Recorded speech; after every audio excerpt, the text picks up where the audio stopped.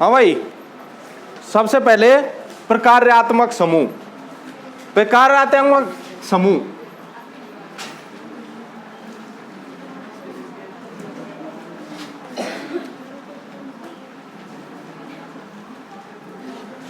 प्रकार्यात्मक समूह क्या है? प्रकार्यात्मक वो समूह होते हैं जो हाइड्रोकार्बन यौगिक की जो श्रृंखला होती है उसमें से एक हाइड्रोजन को निकाल करके स्वयं उस जगह समायोजित हो जाते हैं या लग जाते हैं। जैसे ऐसे समूह जो किसी हाइड्रोकार्बन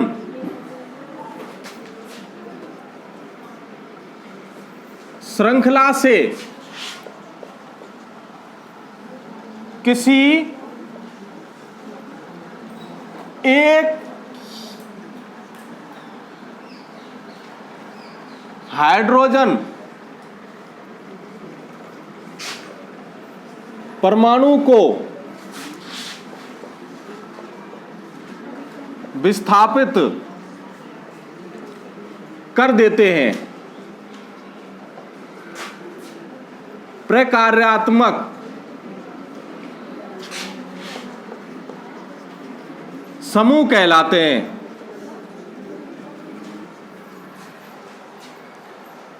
प्रकार्यात्मक समूह कहलाते हैं। जैसे मेरे पास एक हाइड्रोकार्बन श्रृंखला ये है CH3 CH2 CH3, इसका एक हाइड्रोजन अगर कोई भी समूह विस्थापित कर दे तो जो समूह एक हाइड्रोजन को विस्थापित करेगा वही प्रकार्यात्मक समूह कहलाएगा। जैसे मान लेते हैं कि ये समूह है OH समूह, ये एल्कोहल का है। अभी सारणी बनाएंगे तब पता चल जाएगा कि भाई कौन कौन से हमें प्रकार्यात्मक समूह याद करने हैं। ये OH समूह इस श्रृंखला के एक हाइड्रोजन को विस्थापित करके स्वयं उसकी जगह लग जाएगा।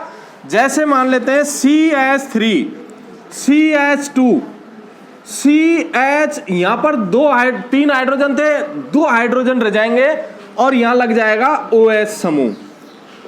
तो इसने क्या किया, यहां से एक हाइड्रोजन को हटा करके और खुद उसकी जगह विस्थापित, उस हाइड्रोजन को विस्थापित करके और खुद उसकी जगह लग गया।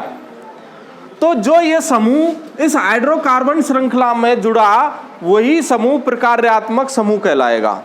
अब यूं तो ये भी समूह प्रकार्यात्मक समूह है, CH2 समूह, CH3 समूह प्रकार्यात्मक समूह आएगा, C2H5 ये भी समूह प्रकार्यात्मक समूह होगा।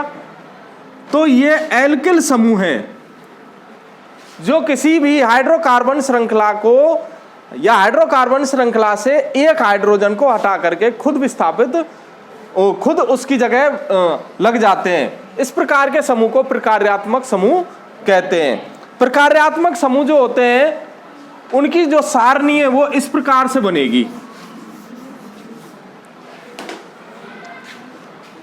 पहले नंबर पे इनका नाम, सारणी में क्रम संख्या, नाम, अनुलग्न,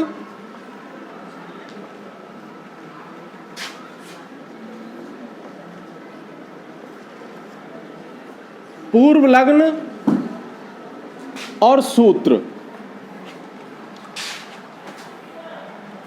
क्रम संख्या में जैसे मान लेते हैं एक नंबर पे एल्किल समूह बोले,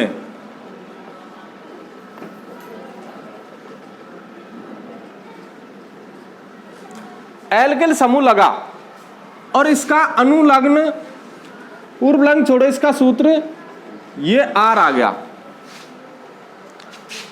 अपने 10th स्टैंडर्ड में इसका नहीं है लेकिन बता देता हूं। दूसरा अल्कोहल समूह,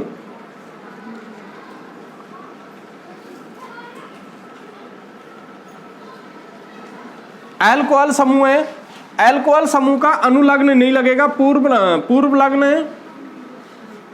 सॉरी, अनुलग्न होगा, पूर्व लग्न नहीं होगा। अनुलग्न इसका ऑल होगा, ऑल, और इसका जो सूत्र होगा वो OH होगा।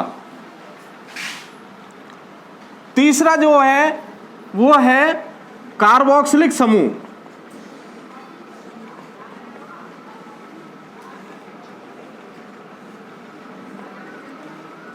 कार्बोक्सिलिक समूह में इसका जो पूर्व अनुलग्न होगा वो होगा ओइक अम्ल।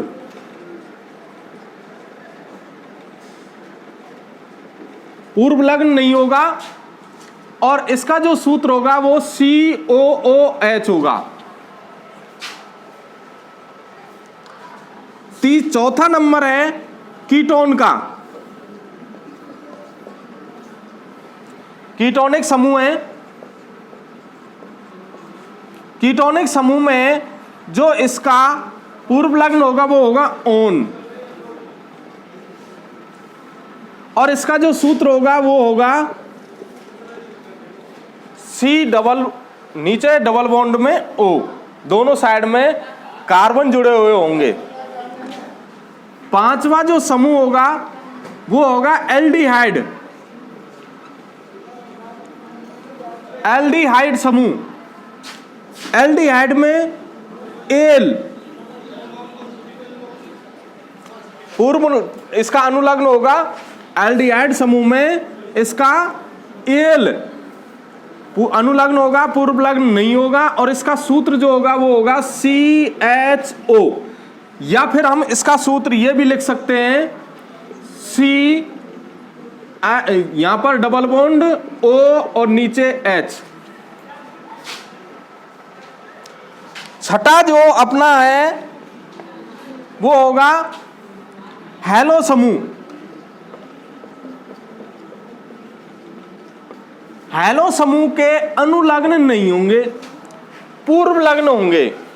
जब नामकरण करेंगे तो इनके पूर्व लग्न का मतलब ये हाइड्रोकार्बन श्रृंखला से पहले लिखे जाएंगे, और हैलो समूह में जो आएंगे वो ये हैं, नीचे लिखते हैं थोड़ा सा। हैलो इसका पूर्व लग्न नहीं, अनुलग्न में देखो क्लोरो, फ्लोरो, आइडो, ब्रोमो आदि, और जो इसके जो सूत्र होंगे वो होंगे Cl, Br, F, I। ये हैलो समूह है। FCl, Br, I, फिर कल बाहर आई एक एटी और है आंटी। ये 17वें समूह के तत्व हैं। जब अपन आधुनिक आवर्त सारणी पढ़ेंगे तब ये 18 समूह आएंगे, तब हमारे समझ में आ जाएंगे। तो ये जो मैंने लिखे हैं बेसिक नॉलेज के लिए, जो प्रतिस्थापित करने वाले जो समूह है, प्रकार्यात्मक समूह है, उनकी सूची है। ये प्रत्येक को याद होनी चाहिए। ये सूची प्रत्येक बच्चे को याद होनी चाहिए। इस सूची के आधार पर ही हम हाइड्रोकार्बन यौगिक का नामकरण आसानी से कर सकते हैं। नामकरण करने में फिर कोई दिक्कत नहीं आएगी। हमें यह पता होना चाहिए कि भाई जब कार्बोक्सिलिक समूह है तो उसका अनुलग्न क्या लगेगा। अणु का मतलब होता है पीछे लगना, अणु का मतलब होता है छोटा, अणु का मतलब होता है छोटा, और छोटा हमेशा पीछे ही चलता है। छोटा बच्चा होगा अपना, अपन तो आगे आगे चलेंगे, वो पीछे पीछे भागता है, दौड़ के आएगा, नहीं है। और पूर्व लग्न का मतलब होता है पहले लगना। अणु का मतलब होता है पीछे लगना और पूर्व का मतलब होता है पहले लगना। तो इन समूहों के पूर्व लग्न नहीं होंगे, अनुलग्न होंगे। और इसका एक हैलो समूह है, उसका पूर्व लग्न होगा। इस प्रकार से इस सारणी में प्रकार्यात्मक समूह का उपयोग किया जाता है। इसमें नामकरण करने से पहले हमें यह सारणी आवश्यक रूप से याद होनी चाहिए। इसके बाद में अपन बात करते हैं, इसके बाद में हम यहां पर बात करेंगे समजातीय श्रेणियों की। समजातीय श्रेणी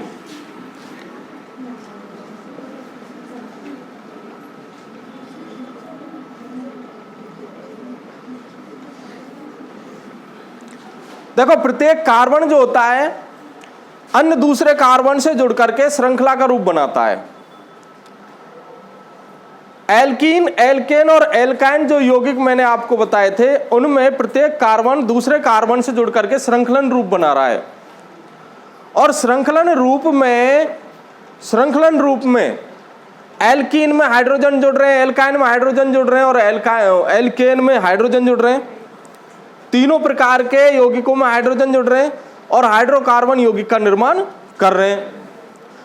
अगर एल्कीन के यौगिकों की बात करें तो उसका एक हाइड्रोजन जो समूह प्रतिस्थापित करेगा, श्रृंखला चाहे कितनी भी हो, अगर समान प्रकार्यात्मक समूह हाइड्रोजन आयन को प्रतिस्थापित करे, अगर किसी हाइड्रोकार्बन श्रृंखला में अगर उसके हाइड्रोजन को समान प्रकार्यात्मक समूह प्रतिस्थापित करे तो उस श्रेणी को कहेंगे समजात श्रेणी। क्यों कहेंगे? मान लेते हैं मेरे पास में यह श्रेणी है CH3 CH2 CH2 CH3, एक श्रेणी है CH3 CH3, एक श्रेणी है मेरे पास CH3 CH2 CH3। तीन प्रकार की श्रेणी हो गई। इसका नाम है ब्यूटेन, इसका नाम है एथेन, इसका नाम है प्रोपेन। ध्यान से देखना, कई बार बोर्ड में पूछ लेता है इसका समजातीय श्रेणी किसे कहते हैं, उदाहरण द्वारा समझाइए। समजातीय श्रेणी में अब जैसे ये तीनों श्रेणी अलग अलग हैं, तीनों श्रृंखलाएं अलग अलग हैं, अगर इनमें से जो हाइड्रोजन है उसको एक ही प्रकार का प्रकार्यात्मक समूह प्रतिस्थापित कर दे, मान लेते हैं इन तीनों श्रृंखलाओं में से जो हाइड्रोकार्बन श्रृंखला है उसमें से मान लेते हैं ये समूह एक हाइड्रोजन को प्रतिस्थापित कर दे, COOH। सपोज करते हैं इनकी कंडीशन ये आ जाती है, पहले दूसरा और तीसरे, पहले की कंडीशन ये आएगी CH3 CH2 CH2 CH2 COOH,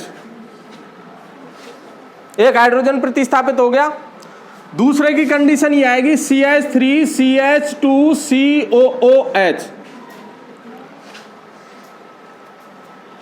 तीसरे की कंडीशन ये आएगी CH3 CH2 CH2 COOH।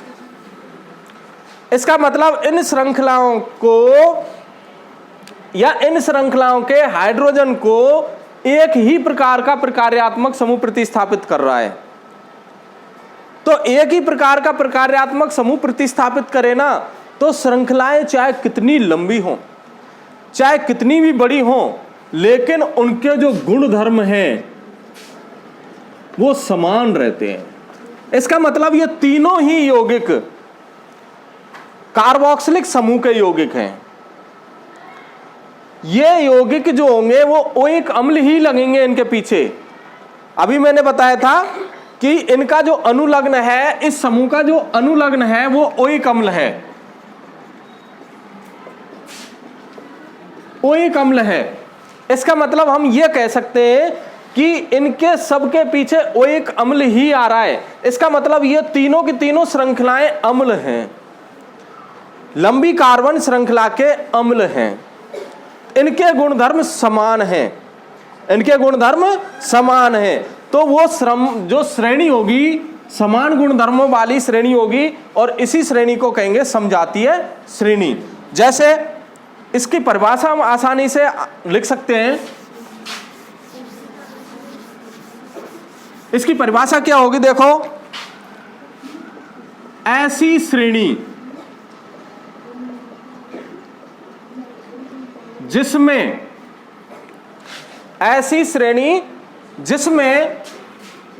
किसी हाइड्रो कार्बन श्रृंखला से हाइड्रोजन को समान प्रकार्यात्मक समूह प्रतिस्थापित करता है उसे समजातीय श्रेणी कहते हैं। अब सपोज करते हैं, देखो मेरे पास एथेन, प्रोपेन,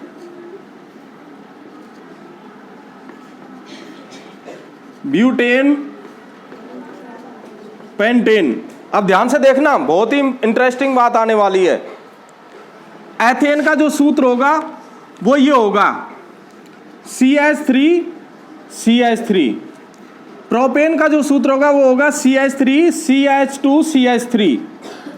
ब्यूटेन का होगा CH3CH2CH2CH3। पेंटेन का होगा CH3CH2CH2CH3। आपको बता दूं, इन श्रृंखलाओं में सिर्फ एक ही यौगिक का अंतर आ रहा है बस। कौन सा यौगिक का अंतर आ रहा है? देखो, अगर मैं इन दोनों की तुलना करूं तो इन दोनों में CH2 समूह का ही अंतर है। अगर मैं इन दोनों की बात करूं, इनमें भी CH2 समूह का ही अंतर है। CH2 समूह का ही अंतर है, आप देख लो, क्योंकि मैंने एक CH2 समूह जोड़ता चला गया। अच्छा एक बात बताओ, यहां पर CH2 समूह है क्या? नहीं, यहां पर CH2 समूह आ गया। अब यहां पर एक ही CH2 समूह है, अब दूसरा और आ गया, यहां पर फिर तीसरा CH2 समूह आ गया, तीसरा CH2 समूह आ गया। तो लगातार किस समूह का या किस समूह की वृद्धि हो रही है? CH2 समूह की। तो एक बात बताओ, प्रत्येक श्रृंखला में, हाइड्रोकार्बन यौगिक श्रृंखला में जो हाइड्रोजन है उसको समान प्रतिस्थापी समूह विस्थापित कर रहा है, समान प्रतिस्थापी समूह विस्थापित कर रहा है। इसमें भी CH2 समूह का ही अंतर है। कुल मिला के बात यह है कि जो ये श्रेणी है वो समजातीय श्रेणी है, और ये समजातीय श्रेणी ही है क्योंकि अगर इन श्रेणियों का नामकरण करें तो ये जो यौगिक हैं, ये जो श्रृंखलाएं हैं वो एल्केन की हैं। सभी श्रृंखलाएं एल्केन की हैं और संतृप्त हाइड्रोकार्बन श्रृंखलाएं हैं। इसका मतलब इनके तीनों चारों के जो गुणधर्म हैं वो बिल्कुल समान हैं। तो ऐसी श्रृंखलाएं जिनमें उपस्थित हाइड्रोकार्बन श्रृंखलाओं में हाइड्रोजन जो होता है उसको अगर समान प्रतिस्थापी समूह ही विस्थापित करे तो उन श्रृंखला को समजातीय श्रेणी कहते हैं। समजातीय श्रेणी बिल्कुल आसान है, बोर्ड में एक बार आ चुकी है, आप इसको आसानी से याद भी कर सकते हो। अगर समझ में नहीं आए तो कई बार पूछ भी सकते हो। समझ में आई ना? अब बात करते हैं इनके थोड़ा सा, इसकी जो पूर्व लग्न अनुलग्न बताए थे ना मैंने, उनके नाम की, कि साहब गुरुजी आपने ये तो बता दी सारणी में कि जो प्रकार्यात्मक समूह हुए हैं, कुछ मैं यौगिक लिख रहा हूं यहां पर, उनका नाम देखते हैं क्या है। CH3CH2COOH, ये कार्बोक्सिलिक समूह का यौगिक है। क्यों? क्योंकि कार्बोक्सिलिक समूह में ही COOH आता है। दूसरा है CH3CH2OH,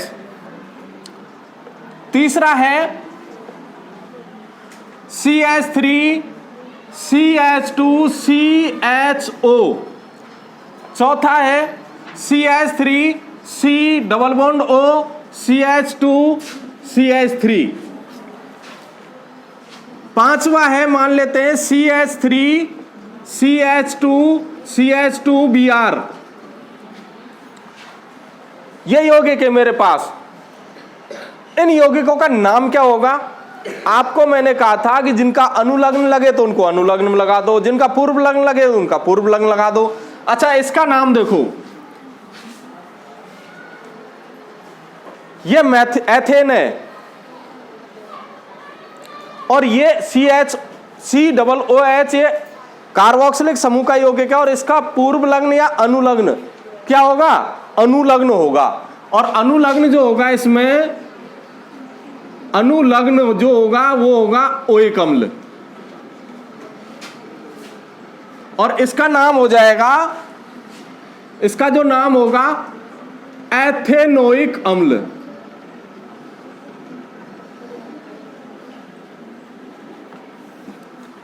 एथेनोइक अम्ल, इसका क्या नाम होगा फिर?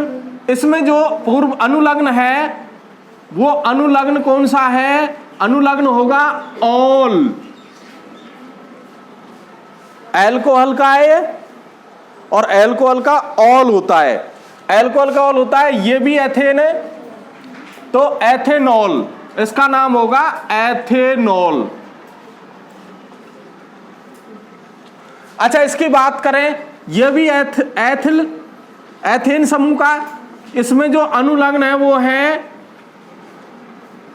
वो है कीटोन का ओन, तो इसमें लगेगा एथेनोन। एथेनोन ओन लगा हुआ है तो एथेन ओन, एथेन ओन, एथेनोन। इसका नाम जो होगा, ये कीटोनिक समूह है और इसमें जो अनुलग्न होगा वो होगा ओन कीटोन, सॉरी इसमें गलत बता दिया, ये एल लगा हुआ है इसमें तो एथेनेल होगा, एथेनेल।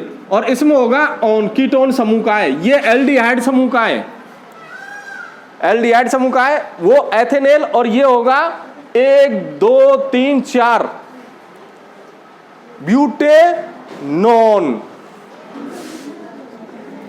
ब्यूटेनोन। अच्छा, इसका क्या होगा? अच्छा देखो, ब्रोमीन हेलो समूह का यौगिक है, ब्रोमीन लगा हुआ है और इसका अनुलग्न नहीं है, पूर्व लग्न है, तो इसका नाम होगा ब्रोमोप्रोपेन। अब हमने इसको पहले लगा दिया ब्रोमीन को, तो इसका नाम होगा ब्रोमोप्रोपेन।